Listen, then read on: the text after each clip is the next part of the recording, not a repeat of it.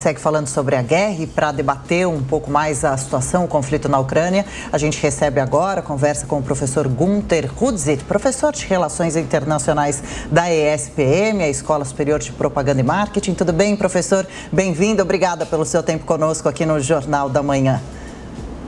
Bom dia, Adriana, Tiago, a todos que nos ouvem e assistem. Prazer estar com vocês de volta aqui. Prazer nosso, professor. Vou começar fazendo uma pergunta, olha, que o senhor vai querer me matar, é a pergunta mais valiosa de todas. Até quando vai a guerra, do que isso vai depender e como vai ser a vida após essa guerra? Bom, como vocês devem lembrar, eu venho falando há algum tempo, não vai acabar tão cedo.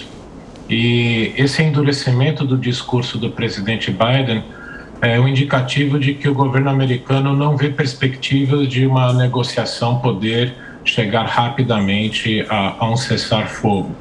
Até mesmo pelas próprias ações militares ucranianas, russas na Ucrânia mostram bem isso.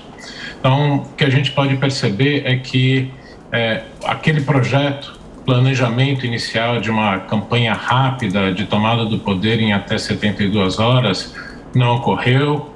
As forças militares russas estão atoladas, estão se reagrupando, reprogramando, fazendo planejamento militar. Para quê? Se não conseguem dominar toda a Ucrânia, que isso já ficou claro que não vão conseguir, vão tentar conseguir pelo menos controlar a parte leste da Ucrânia. Pegar do rio Dnieper, que divide quase que o país, né, de norte a sul, entre justamente a parte ucraniana, dos ucranianos mesmo, e desses leste ucranianos russos, você criar ali um controle territorial para possivelmente até o reconhecimento de um novo país ali, né, de instalar um governo totalmente fantoche. Porque agora o que o presidente Putin vai tentar colocar é efetivamente não ter presença de ocidentais junto à sua fronteira, o que, né, em termos militares se chama ganhar profundidade estratégica. Então, não conseguindo controlar todo o país, pelo menos isso. O restante poderia até ter um governo, né, de Kiev, até mesmo pelo presidente Zelensky, né, que o presidente Putin agora já disse que não quer derrubar, mas tornar a administração, a vida do resto da Ucrânia que existir, um inferno, praticamente não conseguir existir efetivamente como governo.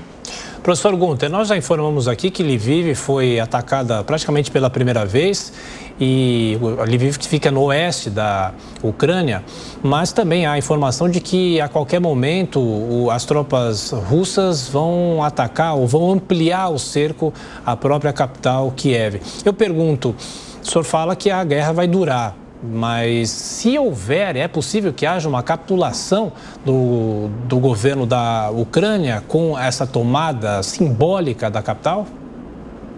Olha, Tiago, primeiro esses ataques a Lviv mostra que o governo russo está expandindo seus ataques para onde a ajuda ocidental está chegando.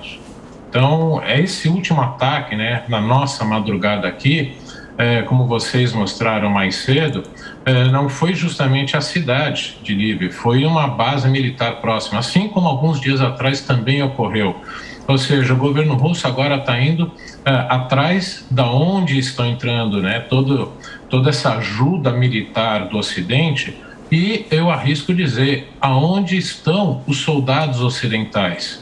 Eu diria principalmente as forças de operações especiais americanas e britânicas, porque essa capacidade operacional tática que os soldados ucranianos estão demonstrando não é de um exército que praticamente se formou de 6 a 7 anos atrás. Então, ele está mostrando que ele sabe aonde os ocidentais estão indo atrás, né? O governo russo está indo bombardear e que está disposto a qualquer coisa. Então, esse cerco a Kiev vai dificultar a permanência de Zelensky lá, do governo lá, mas mesmo que eles cerquem e bombardeiem até arrasar a Kiev, que não é uma cidade pequena, os russos já fizeram isso na Chechnya em 99, já fizeram isso em Alepo, na Síria, depois de principalmente 2016, 2017, eu não me surpreenderia se eles bombardeassem até arrasar a cidade. Mas isso significa que os ucranianos vão se render? Já deram todos os sinais que não vão. E é isso que deve ter, o alto comando militar russo já deve ter percebido. Com certeza, controlar a Ucrânia como um todo não vai conseguir, mas pelo menos uma parte dela eles vão tentar assegurar sim. Professor Gunther, a China está apoiando a Rússia. Quais países são aliados dos russos e qual a importância dessa ligação que deve acontecer hoje via telefone do presidente Joe Biden e Xi Jinping? Quem pode realmente estrangular ou manter Putin no poder é a China, é o presidente Xi Jinping, e por isso que esse encontro é o mais importante.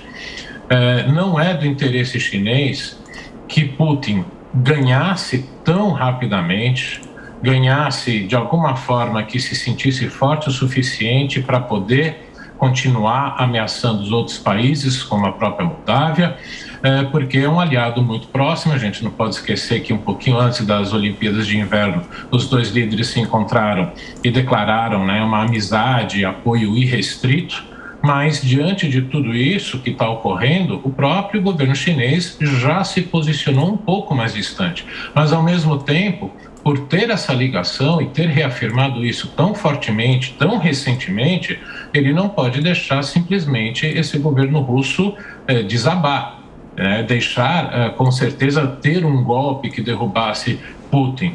Por isso mesmo, quem está mais andando na linha tênue e que está com a dificuldade de encontrar um posicionamento adequado é justamente o governo chinês, por não ter essa experiência de uma negociação de assuntos que são longe da sua esfera. O governo chinês já negociou a situação da Península Coreana, já negociou a situação em Mianmar, mas não tão longe que envolvam interesses de outros atores e não o dela. Por isso, essa dificuldade tão grande do governo chinês de se posicionar. Professor, nas negociações, nessa semana, o governo ucraniano já admitiu a possibilidade de não ingressar na OTAN, que foi o primeiro passo para o início dessa guerra. Eu pergunto, se houver um comunicado formal do presidente Zelensky em relação a isso, o senhor acredita que a Rússia vai recuar? Eu acredito que não, porque os ucranianos já deixaram bem claro que querem entrar na União Europeia.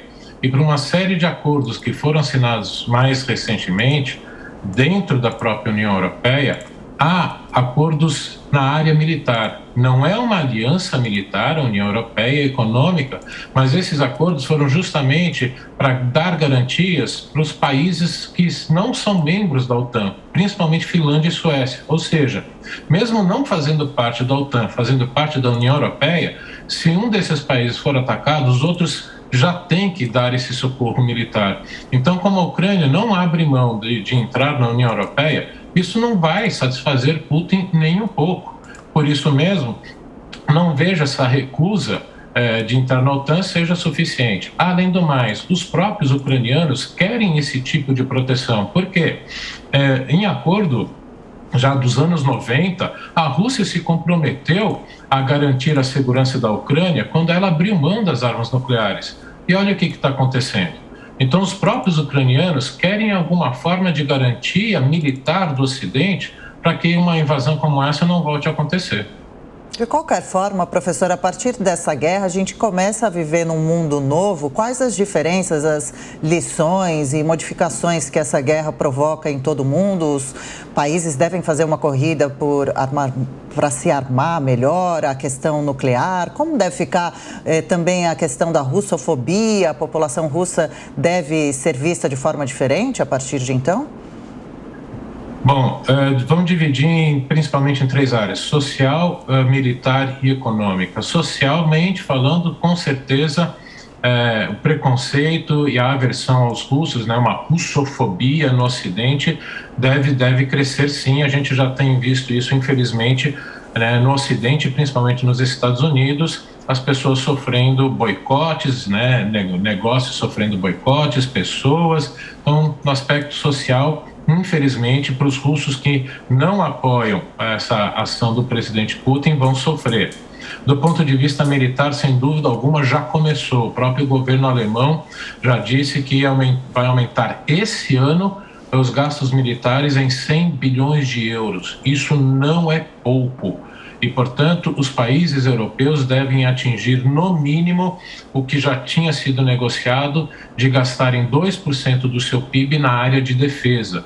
Portanto, isso vai aumentar esses gastos militares na Europa. A presença das empresas americanas desse setor vai crescer, porque são aquelas que já têm material pronto para serem vendidos, como, por exemplo, a Alemanha já está interessada no F-35, esse famoso caça americano de última geração. Então, vai com certeza ter uma corrida militar na Europa. Do ponto de vista econômico, não só as ações dos governos, mas das próprias empresas ocidentais já vão começar a moldar o mundo. Muitos dos governos não democráticos que mantinham as suas reservas internacionais em dólar e em euro já vão repensar se vão manter isso, porque não adianta nada ter essas reservas se não consegue usar, que foi o que o Ocidente conseguiu fazer agora pela primeira vez. E as empresas, principalmente as empresas ocidentais, vão repensar os seus investimentos, porque estar em países que podem ter esse tipo de ação militar e principalmente passar a ser vista como um risco reputacional, ou seja, ter negócios na Rússia hoje, é um risco gigantesco para as empresas que têm negócio nos Estados Unidos e na Europa, os dois maiores mercados mundiais.